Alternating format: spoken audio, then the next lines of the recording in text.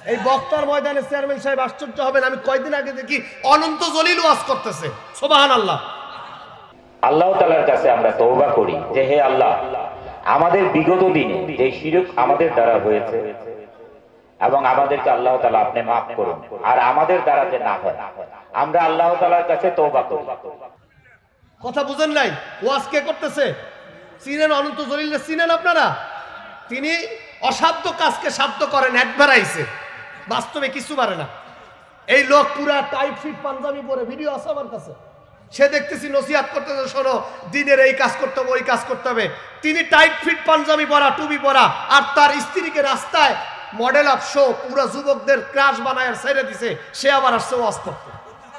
আর তারে আবার আপনারা দাওয়াত দিচ্ছেন। তাকে নিয়ে একটা ছেলে খেলা শুরু করেছেন। শুধু তাই সে না, বাংলাদেশে অধিকাংশ আলেমদেরকে দেখেছি যারা 60,000, 70,000, 80,000 টাকা কন্ট্রাক্ট করে, চুক্তি করে, তাদেরকে আপনারা দাওয়াত করেন, আর তাদের মাহফিলে লক্ষ লক্ষ মানুষ হয়। তাহলে আপনাদের ভিতরে কি ঢুকে গেছে? বলেন না, কি ঢুকছে? আসল ইসলামের দাওয়াত আপনাদের কাছে পৌঁছাচ্ছে না, সঠিক ইসলামের দাওয়াত আপনাদের কাছে পৌঁছাচ্ছে না, আর আপনারাও সেটা গ্রহণ করছেন না। সব ফিতনা থেকে বের হয়ে ইসলামের এক চরম সৌন্দর্য আমাদেরকে আনতে হবে, যে সৌন্দর্য আপনাদের চট্টগ্রামের কক্সবাজারের পেকুয়াতে তৈরি হয়েছিল, ঠিক কিনা? 15 লক্ষ মানুষের সমাগম হয়েছিল, সব দল মত নির্বিশেষে সেখানে উপস্থিত হয়েছিল। একটাই কারণ ছিল যে এই মানুষটা বাংলাদেশে দ্বীনের দাওয়াত দিত, তাকে 5 বছর জুলুম আর নির্যাতন করে বাংলাদেশ থেকে পালিয়ে যেতে বাধ্য করেছিল। তিনি যখন এসেছে বীরের বেশে এসেছে, আর যারা তাকে পালাতে বাধ্য করেছিল তারা গর্তের ভিতরে লুকাইছে।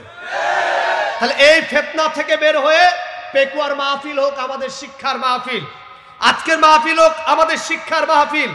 আজকের মাহফিলের একটাই টার্গেট, আমাদের জীবনে যেন ফিতনা না ঢোকে। রাজি আছেন ইনশাআল্লাহ? যেটা বলছিলাম, 1 নম্বর ফিতনা দূর করতে হবে কোন জায়গা থেকে? মসজিদ থেকে। কিভাবে মসজিদে ফিতনা আপনাদেরকে একটু বুঝাই, এটা বুঝলে আপনারা বুঝবেন। নাটোর জেলার মুফাসসির পরিষদের সম্মানিত সভাপতি, তার সাথে আমার দেখা হলো। দেখা হওয়ার পর ভদ্রলোকের কাছে একটা গল্প শুনলাম। চেয়ারম্যান সাহেব, আপনি আশ্চর্য হবেন, আমার দেশের মসজিদগুলো অধিকাংশ এইভাবেই পরিচালিত হচ্ছে। ওই সভাপতি বলছেন, হুজুর, আমার সাথে একজন ইমামের পরিচয় ছিল। ইমাম সাহেব মাঝে মধ্যে আমার বাসায় এসে বলে, হুজুর, আমার একটা ইমামতির চাকরি দেওয়া যায় কিনা? আমি বললাম, ভাই তুমি আগে ইমামতি করছো কোথায়? আগে ইমামতি করছি 3 জায়গায়। কয় জায়গায়? কথা বলে না, কয় জায়গায়? 3 জায়গায়। 3 জায়গায় ইমামতি করেছি। 3 জায়গায় ইমামতি করতে পারছি মাত্র 7 দিন। কয় দিন? বলেন না, কয় দিন? এই যে আপনারা আবার পোস্টারে দেখেছেন সাবেক খতিব, দেখছেন লেখা? কি লেখা আছে বলেন? সাবেক খতিব। মানে আমি এখন খুতবা দেই এক জায়গায়, কিন্তু ওইটা আমি লেখি, কারণ হলো এই রাজারবাগ কেন্দ্রীয় জামে মসজিদে আমি জুমা পড়াতাম। এই মসজিদ থেকে আমার জুমার খুতবা ছুটে গিয়েছে এই বাংলাদেশের শ্রেষ্ঠতম মুফাসসির, কোরআনের পাখি আল্লামা দেলোয়ার হোসেন সাইদি রাহিমাহুল্লাহি তাআলার জানাজায় গিয়েছিলাম বিধায় এই জানোয়ার কুলাঙ্গারগুলো আমার জুমা কামার থেকে কেড়ে নিয়েছিল। এই খতিবগিরি চলে গিয়েছে একজন মানুষের জানাজায় যাওয়ার কারণে। তো ইমাম সাহেব বলেছে, আমি 3 জায়গায় আমি এই পর্যন্ত নামাজ পড়িয়েছি, খুতবা দিয়েছি। 3 জায়গার 2 জায়গায় একদিনে খুতবা ইমামতি গেছে, আর এক জায়গায় 7 দিন টাইম পাইছি। তো নাটোর জেলার সভাপতি উনি চিন্তা করলেন, তাহলে একটু কিউরিওসিটি জানা দরকার, ওনার ইমামতি গেল কিভাবে। বলো কিভাবে গেছে বলো? 3 জায়গায় তুমি ইমামতি করতে যে ইমামতি হারাইছো, তোমারে যদি আমি নতুন ইমামতি দেই, তুমি সেইখানেও কোন অকারেন্স ঘটাও, আগে বলো ঘটনা কি। এবার ইমাম সাহেব বলছে, শোনেন, আমার উপর রাগ করিয়েন না, আমার যে ইমামতি গিয়েছে এই ইমামতি যাওয়ার পিছনে একটা বিশাল কারণ আছে, হিস্ট্রি আছে। হ্যাঁ বলো কি হিস্ট্রি? ইমাম সাহেব বলছেন, শুনেন, আমি প্রথমে ইমামতি নিলাম নাটোর জেলার শহরের মধ্যে। টার্গেট হলো শহরের ভিতরে যদি ইমামতি নেই তাহলে একটু টাকা পয়সা বেশি পাবো, পাবলিক আমার মহব্বত করে ভালোবাসা একটু দিন ধর্মের দাওয়াতের কাজে সহযোগিতা করাবে। আমি প্রথম জুম্মায় যেখানে ইমামতি পেলাম, আমি মসজিদের জুমার নামাজের আগে চিন্তা করলাম, আজকে আমাকে এমন একটা বিষয় নির্ধারণ করতে হবে যেই বিষয় জাতির জন্য সমস্যা, যেই বিষয় জাতির জন্য কি। তিনি নির্ধারণ করলেন আজকের টপিক, যেমন আমি টপিক নির্ধারণ করেছি ফিতনা, আর সে টপিক নির্ধারণ করলো হলো পর্দা। কি টপিক নির্ধারণ করলো? একটু বলেন না, কি টপিক নির্ধারণ করছে? পর্দা। উনি জুমার মসজিদের খুতবায় উঠে উনি আলোচনা শুরু করলেন, উনি কালামুল্লাহ থেকে তেলাওয়াত করলেন। ওয়াকরনা ফি বুয়ুতিকুন্না ওয়ালা তাবাররাজনা তাবাররুজাল জাহিলিয়াতিল উলা। হুজুর আমি তেলাওয়াত করলাম, খবরদার নারীরা পর্দার বাহিরে বাহিরে বের হতে পারবে না। ইসলামের সৌন্দর্য হলো নারীরা তাদের সমস্ত পোশাক দেহটাকে সুন্দর করে ঢেকে রাখবে, আর পুরুষ যারা তারা তাদের চক্ষুকে হেফাজত করবে, নারীদের দিকে তাকাবে না। ঘোষণা যিনি দিয়েছেন তিনি কে? একটু জোরে বলেন না কে? আরো জোরে বলেন কে? আমাদের সমাজে পর্দা আছে নাকি? কথা বলেন, আছে নাকি? পর্দা সমাজে নাই। হুজুরদের ভিতরে পর্দা নাই, ইমামের ভিতরে পর্দা নাই, নেতার ভিতরে পর্দা নাই। সমাজে অধিকাংশ জায়গায় বাজারে মহিলারা বেশি যায়, আর পুরুষদের কোনো ভ্যালুই নাই।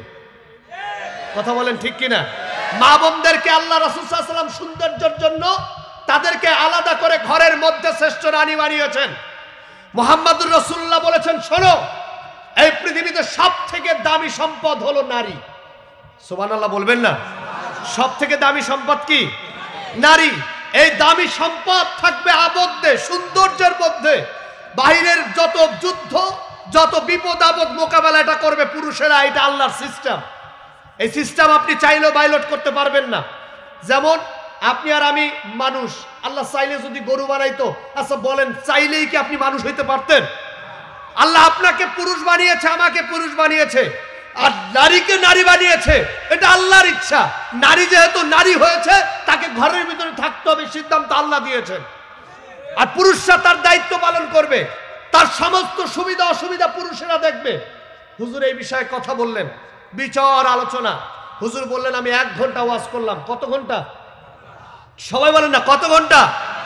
1 ঘন্টা আলোচনা করলাম, খুতবা দিলাম, নামাজ শেষ করলাম, সালাম ফিরে চিন্তা করলাম প্রথম জুম্মা শেষে সভাপতি সাহেব তো আমার বাসায় নিয়ে খাওয়াবে, এটাই সিস্টেম। প্রথম জুম্মা, আর আমি প্রথম ইমামতি করতে আসছি।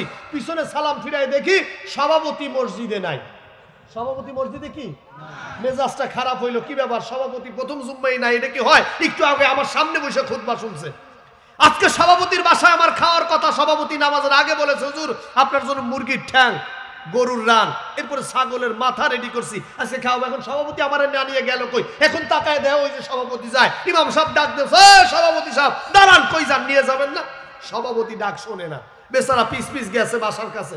বাসার কাছে যাওয়ার পর সভাপতি বলছে, শোনেন হুজুর, আপনার চেহারা ছবি বডি ফিগার দেখে মনে হয়েছিল আপনি একটা ভালো লোক, আপনারে মনে হয়েছিল আপনি চরিত্রবান উত্তম মানুষ, কিন্তু আপনি প্রথম দিন এসে 1 রাত আমার বাসায় ছিলেন।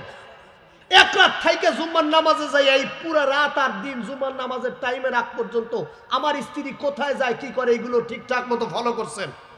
আর ওয়াজের বিষয় হিসেবে আমার স্ত্রীরই পাইছেন। ওয়াজ করার জন্য খুতবার আগে পর্দার নামে আমার স্ত্রীর বিরুদ্ধে আপনি ওয়াজ করছেন। আর আপনি যেহেতু আমার স্ত্রীর বিরুদ্ধে ওয়াজ করছেন, হুজুর আল্লাহর রাস্তায় যা ডাইল ভাত আছে খাইয়া বিদায় নেন, আগামী জুম্মা থেকে আপনার ইমামতি ক্যান্সেল। ইমামতি কি রাগ করতেছেন আপনারা? বেচারা কইতেছে, আল্লাহ আমি কইলাম কি আর হইলটা কি? আমি তো ওনার স্ত্রীকে নিয়ে ওয়াজ করিনি, আমি তো জাতির সমাধান করতে চাইছি, কিন্তু লেগে গেছে সভাপতির স্ত্রীর গায়ে। বেচারা মনের দুঃখে কষ্টে ব্যথা নিয়ে এবার বলছে জেলা ডিস্ট্রিক্ট আর ইমামতি করবে না, কারণ জেলা ডিস্ট্রিক্টে ইমামতি করে খুতবা দেওয়া রিস্ক। খুতবা দেওয়া কি বলেন না? খুতবা দেওয়া কি? বেচারা দুঃখে কষ্টে কয়, হুজুর আমি চলে গেছি উপজেলা সদরে। এবার আমার তো আগেই মনে আছে যে ওয়াজ যদি এদিক সেদিক করি পাবলিক তো আমার ছাড়বে না। এবার উনি চিন্তা ভাবনা করে যে সভাপতির বাসায় খাবো না, সভাপতির বাসায় থাকবো না, এবার থাকবো সেক্রেটারির বাসায়, খাবো সেক্রেটারির বাসায়, আর টার্গেট হলো যে কোনো উপায়ে ইমামতি টিকায় রাখতে হবে। হুজুর আমি চিন্তা করলাম পর্দার ওয়াজ করলে ইমামতি চলে যায়, আমি আর এবার পর্দার ওয়াজ করব না। এবার জুম্মায় আমি ঠিক করছি ওয়াজ করব সুদের বিরুদ্ধে। কিসের বিরুদ্ধে বলেন না? কিসের বিরুদ্ধে? কয় হুজুর আমি জুমার খুতবার আগে সবার চেহারা ঠিকঠাক মতো দেখলাম, মনে হলো কন্ডিশন ভালো, আমি আয়াত তেলাওয়াত করলাম, ইয়া আইয়ুহাল্লাযীনা আমানুত্তাকুল্লাহ ওয়া যারু মা বাকিয়া মিনার রিবা ইন কুনতুম মুমিনিন। হুজুর আমি আয়াত তেলাওয়াত করলাম, হে ইমামদারগণ তোমরা আল্লাহ তাআলাকে ভয় করো, আর খবরদার খবরদার চক্র বৃদ্ধি হারে সুদ খাইও না যদি তোমরা মুমিনিন হও। একটু জোরে বলেন না সুবহানাল্লাহ। আল্লাহ তাআলা এই জায়গায় ইয়া আইয়ুহাল্লাযীনাল মুসলিমুন বলেন নাই, আল্লাহ বলেছেন ইয়া আইয়ুহাল্লাযীনা আমানু, হে ঈমানদারগণ, ইত্তাকুল্লাহ, তোমরা আল্লাহকে ভয় করো, ওয়া দারু মা বাকিয়া মিনার রিবা, খবরদার চক্রবৃদ্ধি হারে সুদ খাইও না, ইন কুনতুম মুমিনিন, যদি তোমরা মুমিনিন হও। হুজুর আমি সুদের বিরুদ্ধে ওয়াজ করলাম, আমি বললাম শোনো, সুদ হলো গরিবদের কাছ থেকে নিয়ে ধনীদেরকে দাও, ধনীরা আরো ধনী হয় সুদের মাধ্যমে, গরিবদের কোনো উপকার হয় না, গরিবদের ঘর বাড়ি সংসার শেষ হয়ে যায়। এর জন্য চক্রবৃদ্ধি হারে সুদ খাওয়া হারাম। শুধু হারাম নয়, যারা আপনার এলাকায়, এই এলাকায় যারা সুদের সাথে জড়িত আছেন, আপনি তো জানেন ভাই, আল্লাহ রাসূল বলেছেন শোনো, সুদের গোনা 70টার থেকে বেশি। 70টা থেকে বলে না, 70টা থেকে, এই 70টা থেকে বেশি গুনার মধ্যে সব থেকে ছোট গুনাহ হলো নিজের মায়ের সাথে জেনা করা আর সুদ খাওয়া হলো সমান। তোমার দিল কি একবারও কাঁপে না? তোমার অন্তর কি একবারও আল্লাহর ভয় করে না? কাল কিয়ামতের ময়দানে আল্লাহর সামনে যখন দাঁড়াবে, তুমি দেখবে তোমার আমলনামায় মায়ের জেনা, মায়ের সাথে জেনা, মায়ের সাথে রাত কাটিয়েছো, এমন নোংরা আমলনামায় তোমার গুনাহের শামিল। তুমি আশ্চর্য হয়ে আল্লাহকে জিজ্ঞাসা করবে, এরকম কাজ তো করি নাই। আল্লাহ বলবে করেছো, তোমার মনে আছে তুমি সুদ খেয়েছো। মেসেজটা হলো ফিতনা আমরা সবাই জানি, অপরাধ আর গুনাহ আমরা সবাই জানি। জানি না ভাই? কথা বলে না জানি না। আগে মানুষ বলতে পারতো যে আমি গুনাহ জানি না, গুনাহ কিন্তু আমরা সবাই জানি। টিভি দেখা জায়েজ না ফরজ?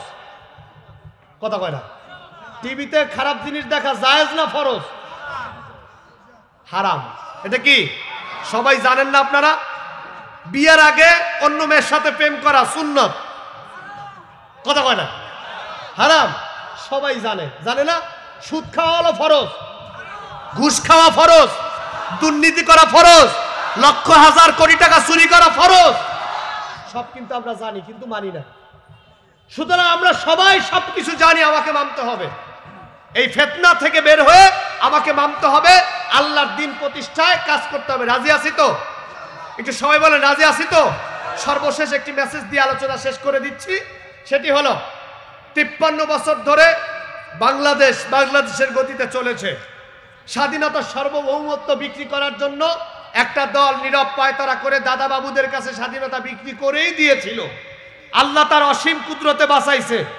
এখন আমরা দলমত নির্বিশেষে, আমি আবারও বলছি, দলমত নির্বিশেষে, কে জামাত, কে বিএনপি, কে অন্য দল, এগুলো সব ভুলে গিয়ে হাতে হাত রেখে আগামীর বাংলাদেশকে ইসলামের বাংলাদেশ কেমনে করা যায় সেই পরিকল্পনা আপনাদেরকে হাতে নিতে হবে।